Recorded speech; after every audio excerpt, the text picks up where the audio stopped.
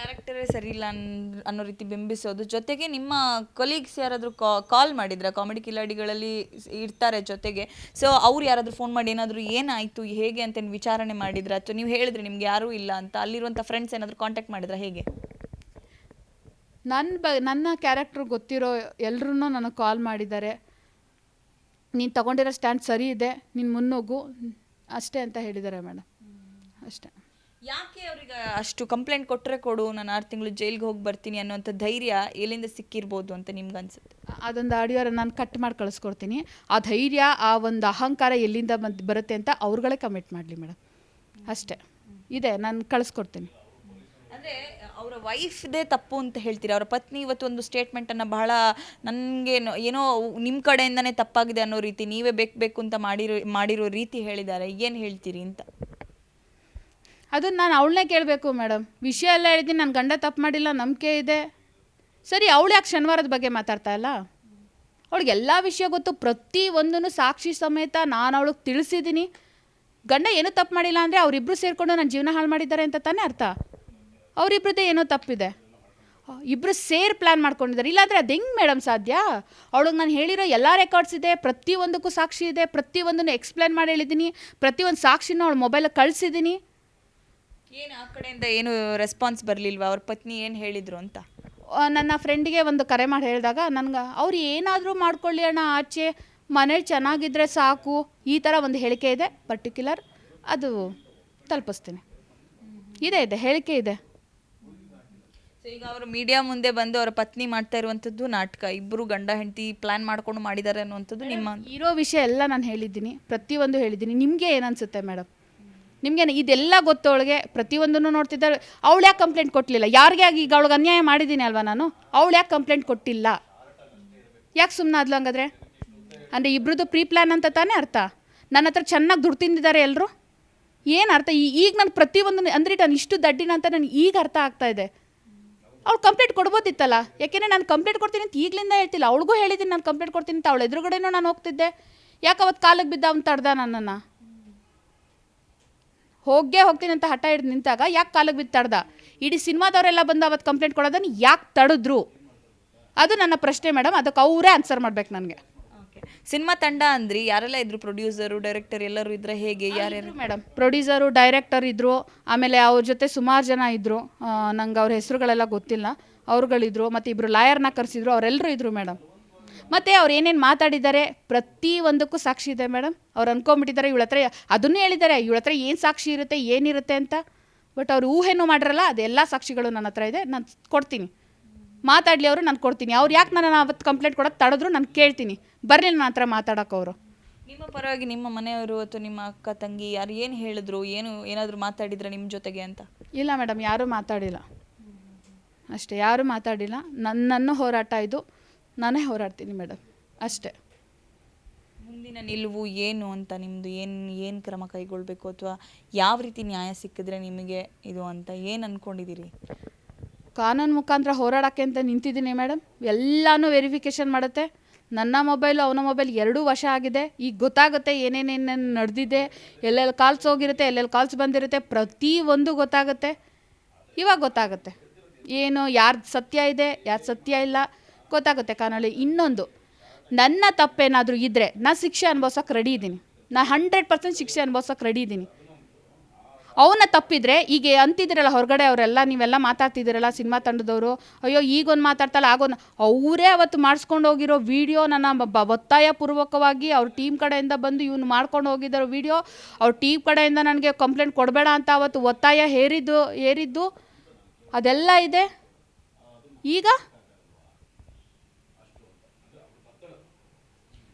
ಹಳ್ಳಿ ವ್ಯಕ್ತಿ, ಹಳ್ಳಿಯಿಂದ ಬಂದಂತಹ ಪ್ರತಿಭೆ, ಅವರ ಕರಿಯರನ್ನು ಹಾಳು ಮಾಡುವಂಥ ಕೆಲಸವನ್ನು ಮಿಂಚು ಅವ್ರು ಮಾಡ್ತಿದ್ದಾರೆ ಅಂತ ಅನ್ನುವಂಥದ್ದು ಥಾಟ್ ಕೆಲವೊಂದಷ್ಟು ಜನರದ್ದು. ಅವ್ನ ಪಾಪ ಏನೋ ಅವ್ನ ಪಾಡಿಗೆ ಜೀವನ ಮಾಡ್ಕೊಳ್ತಾ ಇದ್ದ. ಈಕೆ ಬಂದು ಈಗ ಸಿನಿಮಾ ರಿಲೀಸ್ ಆಗುವಂಥ ಟೈಮಲ್ಲಿ ಬೇಕಾಗಿ ಕುತಂತ್ರವನ್ನು ಮಾಡ್ತಿದ್ದಾರೆ ಅಂತ ಏನು ಹೇಳ್ತೀರಿ ಫೈನಲ್ ಆಗಿ? ಹಳ್ಳಿಯಿಂದ ಅವನೊಬ್ಬನೇ ಬಂದಿರೋದಾ? ಅವನಿಗಿಂತ ಹಳ್ಳಿ ನಮ್ಮದು ಇದೆ. ನಾನು ಹಳ್ಳಿಯಿಂದ ಬಂದಿರೋಳೆ, ನಾನು ಕೆಲಸ ನೋಡಿರೋಳೆ, ಎಲ್ಲ ನೋಡಿರೋಳೆ. ಒಂದು ಸ್ವಲ್ಪ ಓದಿದ್ದೀನಿ ಅಷ್ಟೇ. ಬಿಟ್ಟರೆ ಹಂಗಂತ ನಾನೇನು ಸಿಟಿಲಿ ಹುಟ್ಟಿ ಸಿಟಿಲಿ ಏನು ಬೆಳೆದಿಲ್ಲ. ನಾನು ಹಳ್ಳಿಯಿಂದ ಬಂದು ಸ್ಟ್ರಗಲ್ ಮಾಡಿ, ಗಂಡಸರು ಹೆಂಗೆ ಬೇಕಾದ್ರೂ ಬಂದುಬಿಡ್ತಾರೆ, ಬಟ್ ಹೆಣ್ಮಕ್ಳಿಗೆ ತುಂಬ ಸ್ಟ್ರಗಲ್ ಇರುತ್ತೆ. ಈ ಒಂದು ಸ್ಥಾನಕ್ಕೆ ಬಂದು ನಿಂತ್ಕೊಂಡು ಅವಳು ಕಾಪಾಡಿಕೊಂಡು ಇರೋಕ್ಕೆ ತುಂಬ ಸ್ಟ್ರಗಲ್ ಪಡ್ತಾರೆ. ಅವ್ನು ಹಳ್ಳಿಯಿಂದ ಬಂದ ಹಾಳು ಮಾಡೋದು ಸಾಕ್ಷಿ ಇದೆಯಲ್ಲ ಮೇಡಮ್, ಪ್ರತಿಯೊಂದು ನನ್ನ ಹತ್ರ ಏನೂ ಸಾಕ್ಷಿ ಇಲ್ಲ ಅಂತ ಮೆಟ್ಲೇರ್ಬಿಡ್ತೀನ ಮೇಡಮ್? ನನಗೆ ಅಷ್ಟು ದಡ್ಡಿನ ಮೇಡಮ್? ಸಾಕ್ಷಿ ಇಲ್ಲದೆ ಮೆಟ್ಲೇರಕ್ಕೆ ಆಗ್ಬಿಡುತ್ತಾ ನಾನು ಕಾನೂನು ಮೆಟ್ಲನ್ನ? ನನ್ನ ಹತ್ರ ಪ್ರತಿಯೊಂದಕ್ಕೂ ಸಾಕ್ಷಿ ಇದೆ, ಅದಕ್ಕೆ ಹತ್ತಿದ್ದೀನಿ. ಅದು ನನ್ನ ಜೊತೆ ಇರೋನ ಬಗ್ಗೆ ನಾನು ಆರೋಪ ಮಾಡೋಕ್ಕೆ ನಾನು ಅಷ್ಟೊಂದೆಲ್ಲ ಅವನಿಗೆ ಖರ್ಚು ಮಾಡಬೇಕಾಗಿತ್ತ? ಅಷ್ಟೊಂದು ಲಕ್ಷಾಂತರ ರೂಪಾಯಿ ಕೊಡಬೇಕಾಗಿತ್ತ? ಇಷ್ಟೆಲ್ಲ ಕಣ್ಣೀರು ಹಾಕ್ಕೊಂಡು ಇಷ್ಟೊಂದು ಸಾವಿನ ಬಾಗ್ಲುವರೆಗೂ ಆಸ್ಪತ್ರೆದೆಲ್ಲ ಡೀಟೇಲ್ಸ್ ಇದೆ ಮೇಡಮ್. ಆಸ್ಪತ್ರೆ ಹೇಳಿ ನಿಮ್ಮ ಹತ್ರ ಈಗ ದುಡ್ಡಿಸ್ಕೊಳ್ಳುವಾಗ ಸಾಮಾನ್ಯವಾಗಿ ಏನು ಹೇಳಿ ನಿಮ್ಮ ಹತ್ರ ನಿಮ್ಮನ್ನು ಯಾವ ರೀತಿ ನಿಮಗೆ ಬ್ರೈನ್ ವಾಶ್ ಮಾಡಿ ಅಥವಾ ಯಾವ ರೀತಿ ನಿಮ್ಮನ್ನು ಮನವೊಲಿಸಿ ದುಡ್ಡಿಸ್ಕೊತಾ ಇದ್ದು ಪ್ರತಿ ಬಾರಿ ಅಂತ? ಮೇಡಮ್, ನಂದು ಫೋನ್ಪೇದು ಲಿಸ್ಟ್ ಇದೆ, ಅವ್ನಿಗೆ ಎಷ್ಟು ದುಡ್ಡೆಲ್ಲ ಹಾಕಿದ್ದೀನಿ ಅದಿದೆ. ಈ ಮೊಬೈಲ್ 2 ತೊಗೊಂಡು ಹೋಗ್ಬಿಟ್ಟಿದ್ದಾರೆ. ಆದರೆ ತೋರಿಸ್ತೀನಿ ಮೇಡಮ್, ಯಾಕಂದರೆ ದುಡ್ಡು ಕೊಟ್ಟಿರೋದು ಲೆಕ್ಕ ಬೇಕಲ್ಲ. ಮತ್ತು ಅವನ ಹತ್ರ ಕ್ಯಾಶ್ದು ಅದೆಲ್ಲ ಮಾತುಕತೆ ಇದೆ. ಅವ್ನು ನನಗೆ ದುಡ್ಡು ಕೊಟ್ಟಿರೋದೆಲ್ಲ ಒಂದು ಗ್ರೂಪ್ ಮಾಡಿದ್ದೆ, ಅಲ್ಲೆಲ್ಲ ಎಷ್ಟೆಷ್ಟು ಟ್ರಾನ್ಸಾಕ್ಷನ್ ಅವನು ಮಾಡಿದ್ದೀನಿ, ಅವ್ನು ನಂಗೆ ಎಷ್ಟು ಕೊಡಬೇಕು ಆ ಥರದ್ದೆಲ್ಲ ಇದೆ. ಅವೆಲ್ಲ ಟ್ರಾನ್ಸಾಕ್ಷನ್ ಇದೆ. ಆದರೂ ಮೇಡಮ್, ನಂಗೆ ₹1 ದುಡ್ಡು ಬೇಡ, ನನಗೆ ನ್ಯಾಯ ಬೇಕು. ವಾಪಸ್ ಕೊಡ್ತಿದ್ರ ನಿಮಗೆ ಇಸ್ಕೊಂಡಿರೋ ದುಡ್ಡನ್ನ ಹೇಗೆ ಮೇಡಮ್? ಒಂದಷ್ಟು ಕೊಟ್ಟಿರೋದು ವಾಪಸ್ ಕೊಟ್ಟಿದ್ದಾನೆ, ಸಾಲ ಅಂತ ಇಸ್ಕೊಂಡದ್ದು ಕೊಟ್ಟಿದ್ದಾನೆ.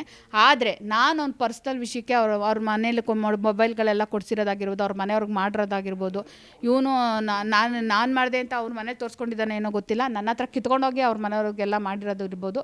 ಪ್ರತಿಯೊಂದೂ ನಾನೇ ಖರ್ಚು ಮಾಡಿರೋದು, ಅದು ಲಕ್ಷ ಖರ್ಚು ಮಾಡಿದ್ದೀನಿ. ಮತ್ತು ಇನ್ನೊಂದು ಅವ್ನಿಗೆ ಏನೇನು ಆರ್ಡ್ರ್ ಮಾಡಿದ್ದೀನಿ ಅದ್ರದ್ದೆಲ್ಲ ನನ್ನ ಹತ್ರ ಆನ್ಲೈನ್ ಲಿಸ್ಟ್ ಇದೆ. ಅವ್ನ ಕೊಡಿಸಿರೋದು ತುಂಬ ಮೇಡಮ್. ಜಿಮ್ಗೆ ಸಂಬಂಧಪಟ್ಟಿದ್ದು ಎಲ್ಲ ಕೊಡಿಸಿದ್ದೀನಿ, ಪ್ರತಿಯೊಂದು ಐಟಮ್ಸು ನಾನೇ ಕೊಡಿಸಿರೋದು ಅವನಿಗೆ. ಅದೆಲ್ಲ ಏನೇನು ಆರ್ಡ್ರ್ ಮಾಡಿ ಏನೇನು ಕೊಡಿಸಿದ್ದೀನಿ ಅದಕ್ಕೂ ನನ್ನ ಹತ್ರ ಡೀಟೇಲ್ಸ್ ಇದೆ. ನೀವು ನಿಮಗೋಸ್ಕರ ಏನು ಮಾಡ್ಕೊಳ್ತಾ ಇರಲಿಲ್ವ? ಅಂದರೆ ನೀವು ದುಡ್ದಿರೋದ್ರಲ್ಲಿ ನಿಮಗೆ ಅಂತ ಎತ್ತಿಡ್ತಾ ಇರಲಿಲ್ವಾ? ಎಲ್ಲದೂ ಅವರಿಗೆ ಕೊಟ್ಬಿಡ್ತಾ ಇದ್ರೆ ಹೇಗೆ? ಹಂಗೇನಿಲ್ಲ ಮೇಡಮ್. ನಾನು ಬಂದಿದ್ದು ಶೋಗಳು ಜಾಸ್ತಿ ಮಾಡ್ತಾಯಿದ್ದೆ, ಅವನಿಗೆ ಶೋನೇ ಮಾಡ್ತಾ ಇರಲಿಲ್ಲ. ಆ ಒಂದು ಕಾರಣಕ್ಕೋಸ್ಕರ ನಾನು ಬಂದಿದ್ದರಲ್ಲಿ ನನಗೆ ಅಂತಲೂ ಎತ್ತಿಡ್ಕೊಳ್ದೆ ನಾನು ಹೆಂಗೆ ಮಾಡೋಕ್ಕಾಗತ್ತೆ? ಎತ್ತಿಡ್ಕೊಂಡು ಉಳಿದಿದ್ದನ್ನೆಲ್ಲ ಮಾಡ್ತಾಯಿದ್ದೆ.